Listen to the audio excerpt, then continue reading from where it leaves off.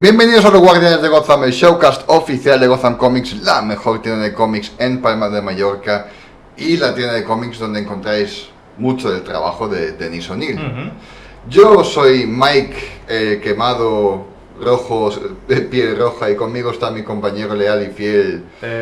Sí, Janus, el rojo comunista. Bueno, para quienes no nos vean por YouTube y que estén escuchando solo por iVoox, estamos los dos de vacaciones, fuimos a la playa y nos hemos pillado una insolación los dos. Y estamos así... Y nosotros no somos los turistas en teoría, ¿sabes? Sí, exactamente. Pues somos gilipollas. No somos turistas, somos gilipollas. Bueno, como había dicho Denny O'Neil, esta semana hablamos de Denny O'Neil ya que nos llegó la notificación el 11 de junio que el señor O'Neil falleció a los 81 años. También buena edad, o sea, podría haber sido peor. Ha vivido, sí. Ha vivido. No hay gran motivo, yo no encontré información de qué falleció, pero falleció en casa con alrededor de sus familiares. Bueno. Pero hablaremos de la gran obra, de la gran, lo que es la vida del Dennis O'Brien. La obra, la herencia, ¿no? Sí. Le va a dejar. Denny, o sea, lo conocen como Dennis, le conocen como Denny también. O sea, si digo Dennis o Denny es exactamente lo mismo. En las redes sociales os habíamos pedido un shout-out. Eso es algo nuevo que metemos, que quiere decir que vuestros comentarios pueden ser leídos, mencionados, debatidos.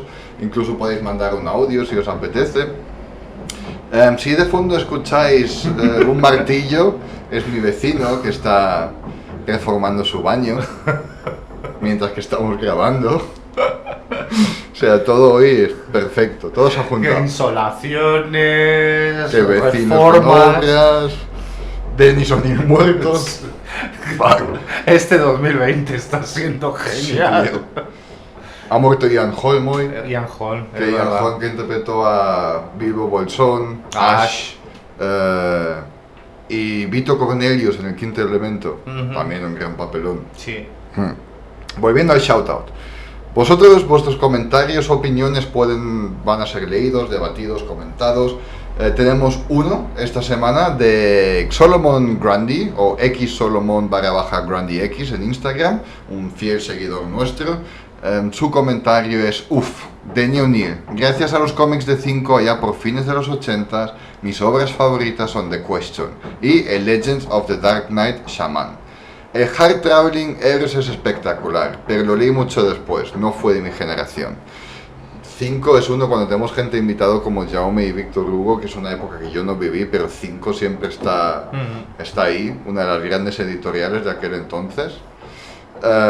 Sí, Solomon, tienes toda la razón, o sea, The Question, luego hablaremos un poco más de él. El Legends of the Dark Knight Shaman no lo he leído, no sé cuál es, lo tengo que buscar también. Yo todo lo que tenga que ver con The Question me está abriendo mucho la curiosidad. Creo que, bueno, ya la semana pasada, cuando hablamos de Black Label, creo que mencioné que algo de The Question está por llegar en Black Label, y es de lo que más me interesa. Entonces, sí, The Question es un personaje que se me está abriendo la curiosidad por descubrir más. Te dejé los dos primeros tomos, sí. ¿no? Sí, vale, guay. Vale, hablando un poco pre-resumen antes de entrar en detalle, Dennis J. O'Neil, también conocido como Denny O'Neil, nació el 3 de mayo de 1939 y falleció el 11 de junio de 2020. Fue un escritor y editor de cómics estadounidense, principalmente para Marvel Comics y DC Comics, de la década de los 60 hasta los 90, y editor del grupo para la familia de títulos de Batman hasta su jubilación. Sus obras más conocidas incluyen Green Lantern, Green Arrow y Batman con Neil Adams. Fue durante esta carrera que O'Neil co-creó a los villanos de Batman Ra's al Ghul y Talia al Ghul. Su otro trabajo notable incluye carreras en The Shadow con Michael Kaluta y The Question con Dennis Cowan. Y también tiene que ver con Transformers, que luego... ¿Con Transformers? Con Transformers. Como editor es conocido principalmente por editar los diversos títulos de de Batman. También formó parte de la junta directiva de la organización benéfica The Hero Initiative y formó parte de su comité de desembolsos. Pues esto es un pequeño resumen. Sí. Ah, se me han cerrado mis documentos. Discúlpame. Hablando de él mismo, no hay mucha información, o sea, no es que no sea una persona que reveló mucho. Tiene una vida bastante privada. Sí, pero tampoco era nadie, por así decirlo, que salió a la fama por controversias. Claro, pero por eso que es lo que quiero decir, que tenía una vida privada, ¿no? Y supongo que él no quería controversia. Sería una persona sencillita, por decirlo de alguna manera, no como uno de estos artistas, guionistas, escritores de los que hemos hablado últimamente, que son bastante flamboyant, por decirlo de alguna manera, un poquito que viven en un mundo paralelo así de fantasía y de magia y de colores especiales. ¿A quién te refieres? Ni idea. O'Neill nació en un hogar católico en St. Louis, Missouri. Los domingos por la tarde acompañaba a su padre o su abuelo a la tienda para comprar víveres y ocasionalmente un cómic. O'Neill se graduó de la Universidad St. Louis a principios de la década de 1960 con un título centrado en literatura inglesa, escritura creativa y filosofía. Sí. Desde ahí se unió a la Marina de los Estados Unidos justo a tiempo para participar, no sé si justo a tiempo, pero bueno, justo a tiempo para participar en el bloqueo de Cuba durante la crisis de los misiles cubanos. In the Navy, we can sail the seven seas in the Navy. Después de dejar la Marina, O'Neill se mudó a un trabajo con un periódico en Cape Girardeau, Missouri. Y O'Neill me hace gracia que se llama Cabo Girardeau, siendo Missouri, que no tienen costa. Ya. What the fuck? ¿Es verdad que lo dices? Esos son buenos detalles de parte de Janusz Lewandowski, damas y caballeros. O'Neill escribió columnas quincenales para la página juvenil y durante los lentos meses de verano llenó el espacio con una serie sobre el renacimiento de la industria del cómic. Y así es como Ray Thomas, que trabajó en DC, dijo, hostias, este chaval tiene un poco de idea de lo que puede traer aquí un poco de chicha. Y es verdad que luego lo vamos viendo que Dennis O'Neill hizo muchas cosas atrevidas. Yo no creo que tú sabes realmente cuántas cosas hizo, o sea, vas a flipar. Sí, estoy muy interesado. Me llama la atención además que tenga una carrera en filosofía, que eso a lo mejor puede que le haya dado un poco de insight para escribir muchos de sus guiones y que estén un poquito, que tengan un tipo de planteamiento filosófico. Pues estoy bastante interesado. Lo que hizo con muchas cosas, y especialmente con Wonder Woman, es cambiar los personajes muy heavy y dejarlos también en situaciones difíciles. Como Wonder Woman, por ejemplo, Wonder Woman le quitó todos sus poderes, la sacó de Amazonas y básicamente estaba en exilio. No sé si ahí se puede ver algún trasfondo filosófico en plan de la nada volviendo, o sea, estás en la nada y de ahí tienes que volver a ser una reina. Sí, pero bueno, esto yo creo que es muchas aventuras que tienen que superar muchos héroes, superhéroes e incluso ya no estoy hablando de cómics, sino en todo tipo de mitologías, ¿no? O sea, si nos vamos al espectro Marvel, pues creo que Thor también ha tenido que pasar por algo parecido, ¿no? Sí. Y creo que, ahora no me viene a la cabeza, pero estoy seguro que muchos cuentos mitológicos o cuentos de cualquier índole, pues siempre está el héroe que es extirpado de su poder por una razón u por otra y tiene que superar y volver a, digamos, a recuperar a lo mejor no los poderes, pero a recuperar un trono, un cetro, etcétera, etcétera. Os quiero que os pongáis en la situación que cuando ahora hablamos cómo empezó la carrera de Dennis O'Neil en Marvel Comics, de los cómics que estamos todavía más o menos en la época dorada, al final de la época dorada. Todavía todo es muy colorido, muy santo, huevo de Pascua, Batman, no sé qué, no sé cuánto. Todavía estamos muy en esto. Y Dennis O'Neil lo cambió bastante. Cuando Roy Thomas dejó DC Comics para trabajar con Stan Lee en Marvel Comics, Roy sugirió que O'Neil tomara la prueba del escritor de Marvel, lo que implicaba agregar diálogo a un extracto sin palabras de 4 páginas de un cómic de Los Cuatro Fantásticos. La entrada de O'Neil resultó en que Lee le ofreció un trabajo y dijo, genial. O'Neil nunca había considerado escribir cómics y luego dijo que había hecho la prueba como una broma. Tuve un par de horas de martes por la tarde, así que en lugar de hacer crucigramas hice la prueba del escritor. Mira qué guay, le salió bien. Cuando la expansión de Marvel hizo imposible que Stan Lee continuara escribiendo toda la línea de libros de la compañía, Lee le pasó todo lo que pudo a Roy Thomas, pero aún necesitaba escritores, por lo que O'Neil tomó las riendas de una carrera de Doctor Strange escribiendo 6 números. Por ahí, O'Neil va conociendo a Neil Adams y juntos revivieron el personaje de Profesor X. O sea, le hicieron más como el Profesor X que ahora conocemos. Después de esto, los trabajos disponibles para Marvel se agotaron bastante rápido y también, porque era autónomo, O'Neil tomó un trabajo en Charlton Comics bajo el seudónimo de Sergius O'Shaughnessy. Sí, muy irlandés, Sergius O'Shaughnessy. Muy irlandés. Ahí recibió un trabajo regular durante 1 año y medio del editor de Charlton, Dick Jordiano. Pero en 1968 a Dick Jordiano se le ofreció un puesto editorial en DC Comics y se llevó a varios autónomos freelancers de Charlton con él, incluido a Denny O'Neil. Las primeras tareas de O'Neil involucraron 2 estrategias para impulsar las ventas de DC. Un enfoque se centró en la creación de nuevos personajes y O'Neil escribió varios números de Beware the Creeper, una serie protagonizada por un nuevo héroe, The Creeper, creado también por el artista Steve Ditko. Interesante, aunque ahora no sé si sería políticamente llamar The Creeper. Yeah. Suena un poco creepy.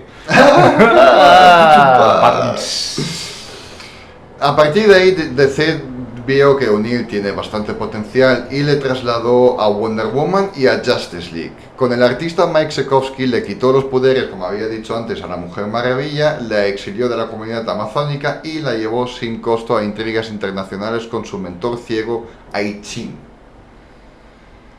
Estos cambios no se sintieron bien con los fanáticos mayores de Wonder Woman, particularmente las feministas, y O'Neil más tarde reconoció que el despojo de la superheroína más conocido de DC había alienado involuntariamente a los lectores.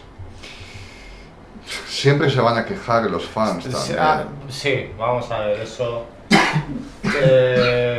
está claro que, o sea, o una de dos, o no cambias nada y bueno, o sea, todo se estanca y al final, o sea, pierdes lectores simplemente porque envejecen y mueren, por decirlo de alguna manera, o tienes que tomar riesgos y eso, alienar a cierta parte de los lectores, pero bueno, o sea, yo creo que es más productivo de vez en cuando hacer algún cambio, que siempre, o sea, te puede ir bien y puedes tirar para adelante, o bueno, si no va bien, siempre puedes volver para atrás.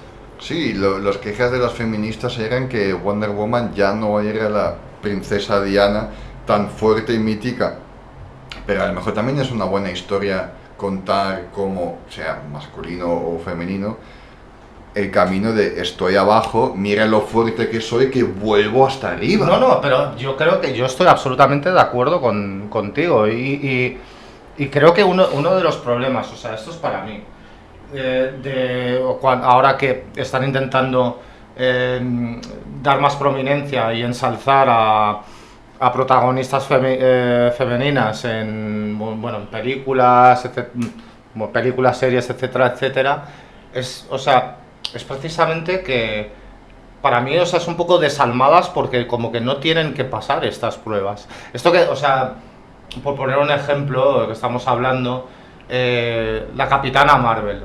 Es una película que no me parece mala, pero a mí la Capitana Marvel me parece un poco insulsa, porque desde el principio es como que es casi perfecta, por decirlo de alguna manera. Sí.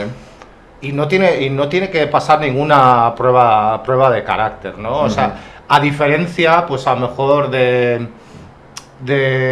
Capitán América y Thor. O sea, Capitán América en la primera película, pues es un mequetrefe, súper enclenque, súper débil, pero que tiene mucha personalidad. Y tú creces, o sea, con la adversidad del Capitán América y como él crece. Thor es un poquito pues lo que le pasa a la Mujer Maravilla en este arco de O'Neill, o sea, es desechado de los cielos, ¿no? ¿Pero por qué? Porque es arrogante, es un chulo, etcétera, y ves un crecimiento en estos personajes. Entonces, a mí, esa posibilidad de que se le despoje el poder a Wonder Woman y que ella pueda superarse a sí mismo, yo creo que ahí es donde realmente se forja un carácter fuerte y donde realmente puedes decir que es un personaje fuerte o una mujer fuerte. Sí, opino exactamente lo mismo. Entonces, yo creo que, o sea, no se tiene que buscar la perfección en los personajes, sino realmente un personaje interesante es el personaje que crece y supera las adversidades, pero no solo las adversidades de un villano poderoso, etcétera, sino las propias adversidades personales. A mí creo que en ese aspecto las feministas de esa época se equivocaban. Yo creo que es un paso de O'Neill inteligente, interesante y que permite crecer al personaje. Pero también volviendo a la época, no quiero decir que la gente era más tonta entonces, pero es una forma diferente de ver las cosas. No lo entendían, a lo mejor tenían miedo también estas feministas que han llegado a tanto con un cómic fuerte como Wonder Woman y que se lo quitan. Pues, a ver, esto es que a lo mejor es otro tema completamente diferente, quién sabe. Sí, sí, absolutamente. Yo por ejemplo, una de mis heroínas favoritas, sobre todo en la primera entrega, porque es mejor que la segunda, es Sarah Connor de Terminator. Sí. Pero en la primera película, o sea, al principio, pues es una mujer que se encuentra en una situación súper chunga, que la están persiguiendo, que la van a matar y está en un estrés excepcional y no sabe qué hacer y al principio y durante toda la película encuentra un protector que es Reese, pero al final cuando ya están en la factoría y está Reese moribundo porque ha habido una explosión y tal, encuentras el carácter que ella ha crecido y cuando coge a Reese, ella misma, y le dice, no sé cuál es exactamente la traducción en castellano, le dice algo como, levanta soldado, o sea, algo así, o sea, al principio es ella la protegida y al final ella, o sea, está superando las adversidades y es ella la que protege a su protector. Este es el tipo de crecimiento personal que creo que hace que los personajes realmente se conviertan interesantes y relatable, no sé cómo... Que te puedes relacionar que te puedes relacionar con ellos y que puedas tener como un vínculo emocional, por decirlo. Sí, y fue bien escrito, no es demasiado... Que hay veces en películas que hay escenas donde el personaje así de la nada cambia. Sí. Dice, tengo que ser más fuerte. Pero lo de Sarah Connor fue una evolución, dices, normal. Y luego, bueno, no la puedes comparar ni como es en la mejor película en la segunda parte. O'Neill en Justice League tuvo más éxito, introduciendo en este título las primeras historias con temas sociales y políticos, preparando el escenario para un trabajo posterior en Green Lantern y Green Arrow. Él y el artista Dick Dillon hicieron varios cambios en la membresía de la Liga de Justicia al eliminar los miembros fundadores Martian Manhunter y Wonder Woman. Siguiendo el ejemplo de Bob Haney y Neil Adams en una historia de Brave and the Bold que redefinió visualmente a Green Arrow en la versión que apareció en los cómics entre 1969 y 86. O'Neill lo despojó de su riqueza, su condición de playboy, convirtiéndole en un hombre y un héroe urbano. También lo mismo, él lo que hizo con algunos, aquí tenemos el ejemplo de Green Lantern y Wonder Woman, era meterlos en situaciones que no eran los de siempre. En plan, algo completamente diferente. En una época que eran grandes y fuertes cambios. Sí, es como la destrucción de la idealización de los superhéroes de la Edad de Oro. Es un poquito como me está pareciendo. Sí, y fue en plan cambio. Había más artistas y guionistas que han colaborado con ellos. Pero él tiene un toque muy muy fuerte en todo esto. Fue durante este periodo que apareció la historia más famosa de Green Arrow en Green Lantern 85, cuando se reveló que el sidekick de Green Arrow, Speedy, era adicto a la heroína. Speedy era adicto a la heroína. Es una portada que la conocemos creo que todos, y si no es Green Lantern y Green Arrow en un cuarto viendo a Speedy metiéndose heroína. Yo me la pillaría como póster y me lo colgaría, porque era es un punto de historia Sí, es bastante mítico y un punto de inflexión, ¿no? en este mundillo. Realmente es un tópico que tocarlo es chungo. Es chungo y lo tienes que coger con pinzas. O sea, había cosas, creo que Spider-Man había hecho algo así, sí, pero lo hemos hablado en nuestro capítulo cuando hemos hablado de Comic Code pero es algo como medio graciosete, no es algo eso, niños, no toméis drogas, ¿no? O sea, no tanto de gracioso, no tan 60, pero sí que lo de Green Arrow era un poco más heavy. Sí, efectivamente. Como resultado de su trabajo en Green Lantern Green Arrow, O'Neill relató: pasé de la oscuridad total a ver mi nombre en el New York Times y ser invitados a hacer programas de entrevistas. De ninguna manera es una bendición sin mezclar. Eso me arruinó la cabeza bastante bien durante un par de años. Deterioro del matrimonio, los malos hábitos. Tenía problemas con relaciones de seres humanos porque me sentía superior a ellos. Con cualquier cosa que no fuera una máquina de escribir, me sentí superior. Fueron unos pocos años malos ahí. Él mismo admite que se le subió la cabeza, ¿eh? Sí. La entrevista esta es bastante más tarde, obviamente, pero claro, haces esto, haces una de las portadas y más historias, ya entonces... enseguida esto fue noticia, obviamente, en plan, mirad esta portada de DC. Entonces, claro, fue su idea, fue no sé qué, pues se lo subió bastante por la cabeza, sí. Entendible, un poco. Eres un don nadie. Y de repente, pues y la gente ni conocía a Stan Lee del todo, o sea, Stan Lee no llegaba todavía tanto a la fama como hace años atrás ahora. Y de repente te llaman a Letterman, por ejemplo, y te dicen: oye, cuéntanos la creación de esta gran obra que hiciste. Pues tío, el tío era calvo, pero se habrá pasado la mano por el pelo sin se habrá flipado, pero bueno, sí, es entendible. La década de los 90 de O'Neill en los títulos de Batman, bajo la dirección del editor Julio Schwartz, es quizás su momento más conocido. Volver a las raíces más oscuras del personaje después de un periodo dominado por la poca seriedad de la serie de televisión de los 60. O sea, los cómics hasta entonces fueron como la serie de los 60. Por eso, técnicamente, la serie de Adam West es una de las mejores adaptaciones de un cómic. Porque es fiel al cómic de entonces, las frases, el traje y todo esto.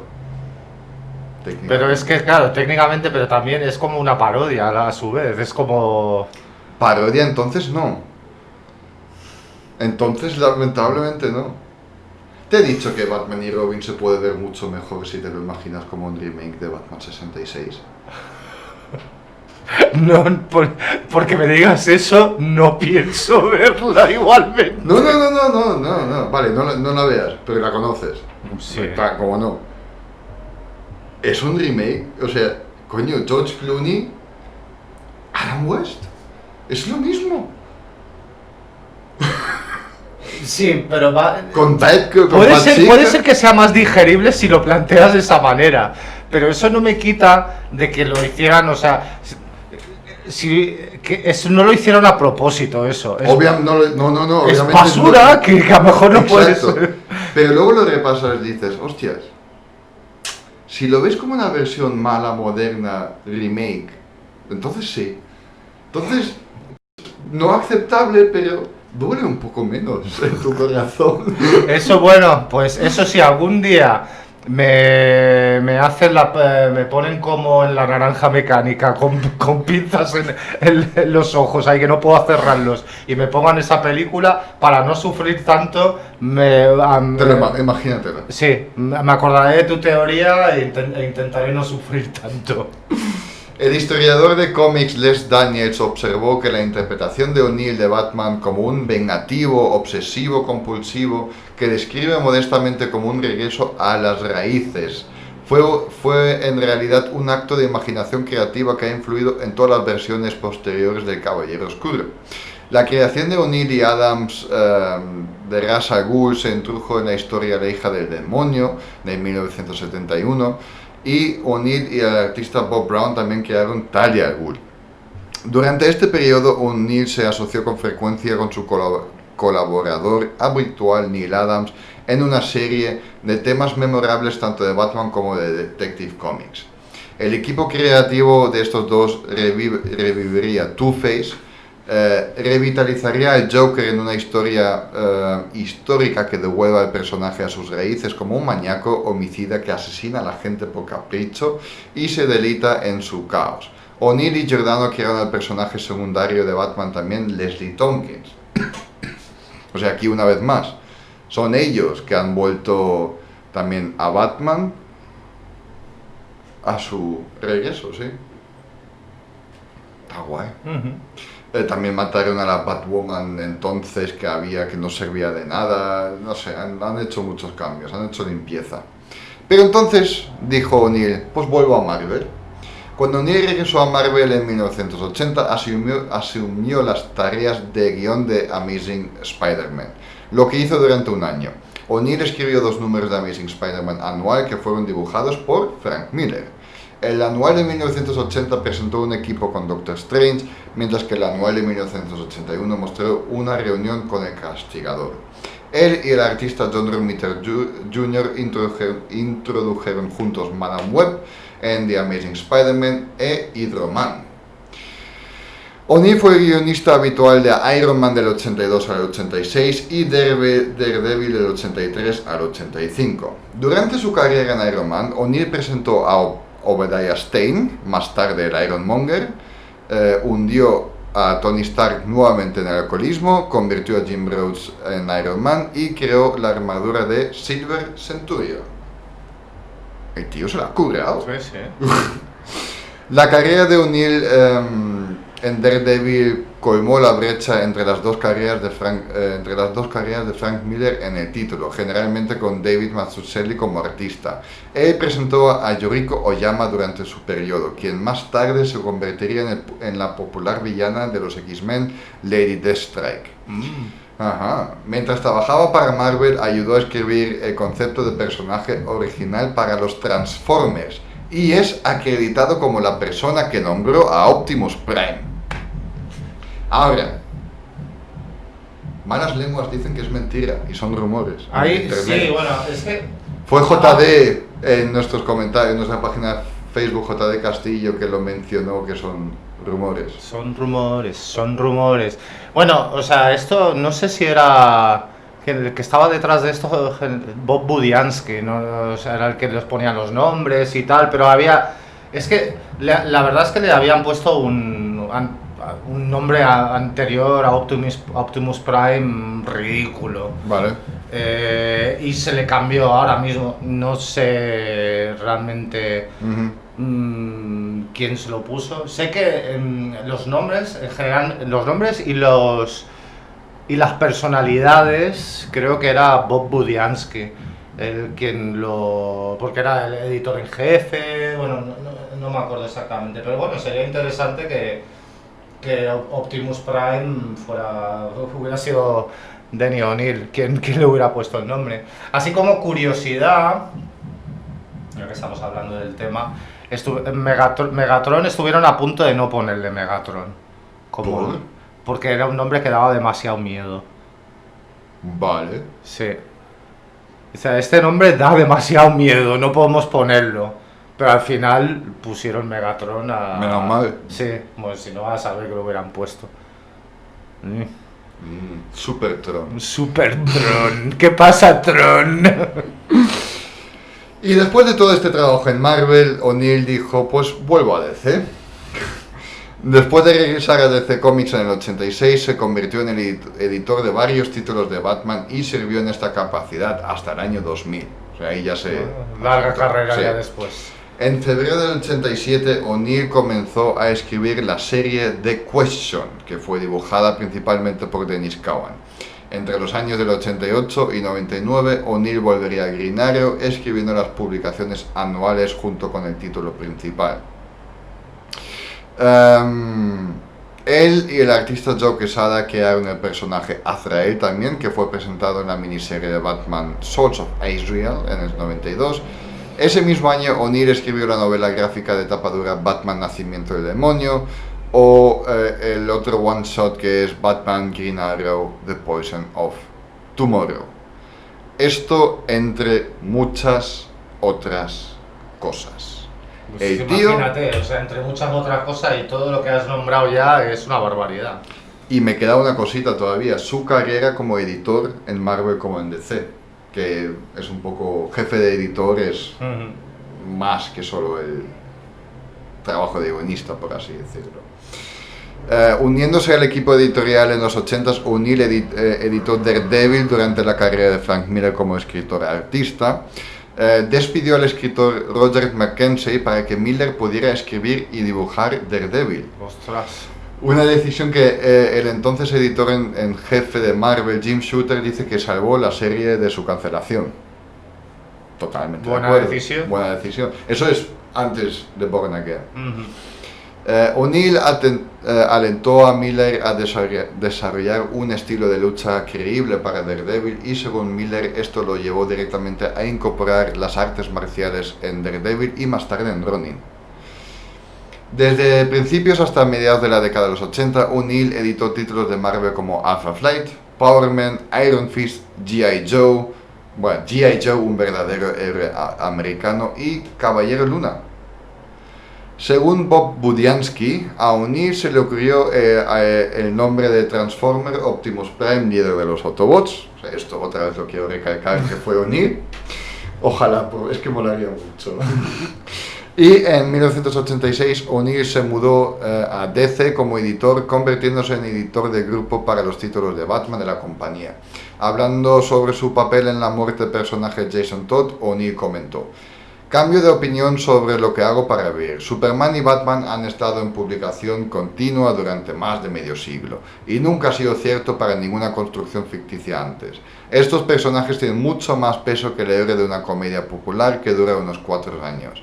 Se han convertido en folclore post-industrial, y parte de este trabajo es ser el custodio de figuras populares. Todos en la Tierra conocen Batman y Robin. O'Neill dijo que veía la edición como un papel de apoyo que debería ser invisible para el lector, y que si fuera su elección su nombre no apareciera en los créditos cuando trabajaba como editor, solo cuando trabajaba como escritor. Esto era un resumen de la vida de Dennis O'Neill como editor para varios títulos en estos años. Y esto es un best of.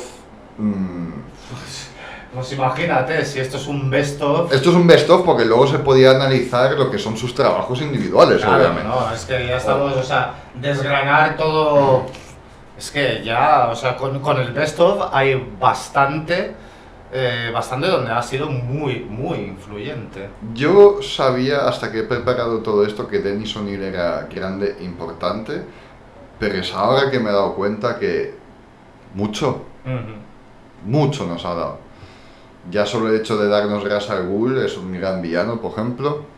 A mí lo que más me ha impresionado es lo que antes hemos hablado, que tuvo la audacia, bueno, la audacia o fue lo suficiente valiente para querer realizar grandes cambios en personajes muy establecidos. Sacarlos del comfort zone, por decirlo de alguna manera, e intentar, digamos, profundizar más digamos, en una aventura más personal y no tan... tan tradicional, ¿no? O sea, en el sentido de que solo peleamos contra villanos, monstruos, etcétera, ¿no? Sino más que no sean tan perfectos y que tengan luchas contra ellos mismos. Pero si el tío estaba haciendo un crucigrama básicamente y solo fue a escribir de prueba en Marvel porque no tenía otra cosa que hacer, pues a lo mejor tomó riesgos, en plan, mira, ¿qué pueden hacer? ¿Echarme? Ya está, o sea, no era mi sueño llegar aquí, es decir, he caído aquí por accidente. Y eso es Hollywood, bueno, Hollywood no, pero eso son esas grandes carreras, ¿sabes? Caes al revés, desde abajo a... Sí, sí, sí. Y menos mal que se tomó estos miedos y lo único de estos riesgos y lo único que le salió, no quiero decir que le salió mal, que tampoco es eso, donde más polémica tuvo era con el tema de Wonder Woman, que esto ahora ya volviendo es un debate en plan porque había ese problema, a lo mejor tenían miedo las mujeres de entonces de que les quitas lo único que les representaba, bla bla bla bla. Yo creo que eso no es una cuestión de, o sea, mujeres, hombres, simplemente, o sea, cuando a un grupo se le quita, digamos, un símbolo, o sea, todo el mundo, o sea, el simbolismo, realmente el simbolismo que quiere todo el mundo es algo que sea perfecto, ¿no? O sea, en ese aspecto Wonder Woman es un poco como el Superman femenino, sí. ¿no? Sí, sí, básicamente este icono que es básicamente la perfección, que son razones por las que generalmente no me gustan tanto, porque son más difíciles de escribir cosas interesantes sobre ellos, porque es que son demasiado perfectos, ¿no? Pero, o sea, y por eso digo, chapó por quitarle, digamos, esa perfección de alguna manera y darle historias más personales. Totalmente de acuerdo. Yo ahora tengo en mi mesita de noche para empezar a leer una de las últimas cosas que obtení en Gotham, la adaptación de la película en cómic de Batman de Tim Burton.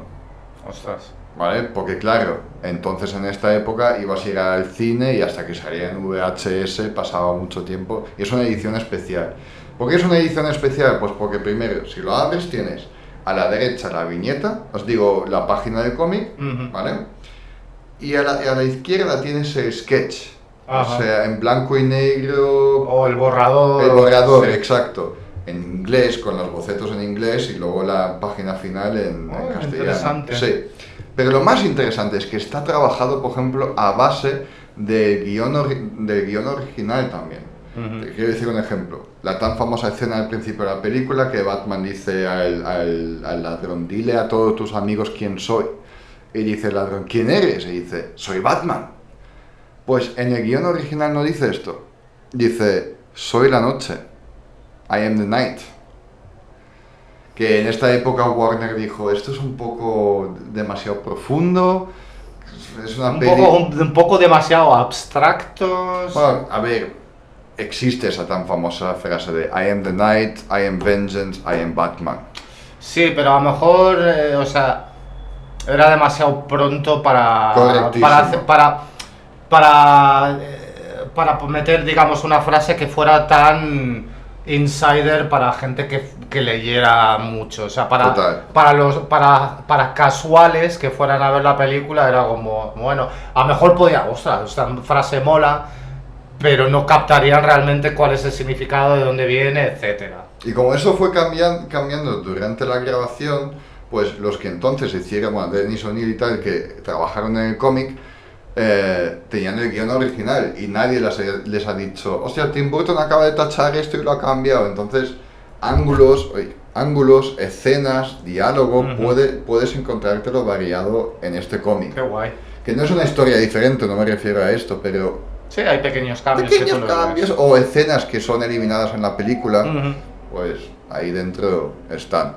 Cool. Ya, es mola. Y esto lo podéis obtener en Gotham Comics, la mejor tienda de cómics en Palma de Mallorca. Sus novedades llegan en su blogspot, o sea, llegan a la tienda, pero lo podéis ver en el blogspot. Ostras, yo tengo que ir, por cierto. ¿Por qué? El tercer volumen de X-Men de Piscor. Lo vi que estaba publicado. Ostras, es muy chulo, chicos, o sea, chicos y chicas. Es algo que yo recomendaría fervientemente. Novedades de Gotham Comics, gothamcomicsmallorca.blogspot.com. Nosotros tenemos Instagram, Los Guardianes de Gotham, YouTube, iVoox, también página de Facebook, Los Guardianes de Gotham. Y ahora mi última pregunta antes de apagar. De Frank Miller, Jaume te dejó el Holy Terror, ¿lo has empezado? Todavía no. Vale. ¿Cuándo? ¿Por qué? Pero quiero saber. ¿No te moló cuando me lo puso en la mano Jaume en la tienda? Que había opiniones, todo el mundo empezó a opinar. Sí, pero nadie opinó positivo, creo. No. Porque es que realmente es considerado la cosa más horrible que él ha hecho. O sea, todo el mundo es basura. Pero lo interesante es leer eso para ver cómo fue su descenso al infierno y a la locura. Buscad Holy Terror en Google para saber de Frank Miller, para saber sobre qué hablamos. Y nada, nos despido. Yo soy Mike. Yo soy Janus. Adiós. Chao.